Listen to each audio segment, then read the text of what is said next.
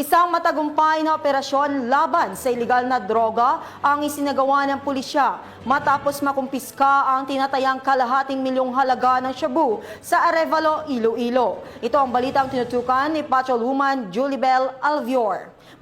Sa mga operatiba ng Regional Police Drug Enforcement Unit 6, si Alias Ture at ang kanyang kasamahan sa isang matagumpay na buy-bust operation sa Sunset Boulevard, Barangay Suoc, Arevalo, pasado 1:00 ng madaling araw nito lamang ika-29 ng Oktubre taong kasalukuyan. Kinilala ang mga suspect na sina Alias Ture, 29 anyos, may asawa at 3 anak, delivery rider at residente ng Zone 5, Barangay Kalumpang, Molo, pangunahing target at Alias Renel, 32 anyos, may asawa at 2 anak, tricycle driver at residente ng Barangay Santa Filomena, Arevalo. Ayon kay Alias Ture, napilitan naman siyang pumasok sa iligal na gawain dahil sa kahirapan at kakulangan ng kita bilang delivery rider. Inamin din niyang nagsisisi siya sa kanyang nagawang kasalanan at handang harapin ang mga parusa sa batas.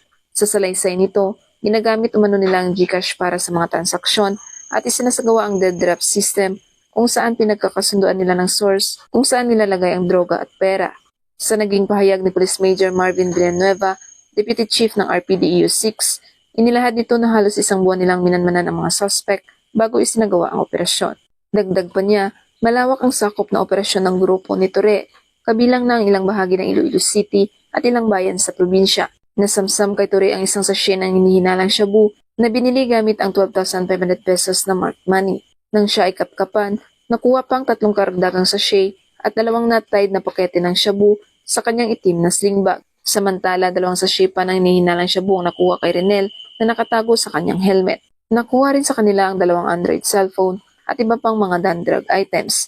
Sa kabuuan, umabot sa humigit kumulang 85 gramo ang timbang ng nakumpiskang droga na may tinatayang halagang 578,000 pesos. Kasalukuyan ang nasa kustudiya ng ICPS 6 Arevalo PNP ang 2 suspect at naharap sa kasong paglabag sa Republic Act 9165 o ang Comprehensive Dangerous Drugs Act of 2002.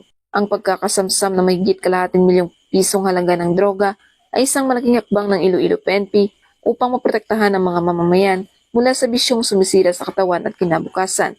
Sa patuloy na kampanya ng PNP, layunin nitong makamit ang isang lipunang malusog, produktibo at malaya sa droga.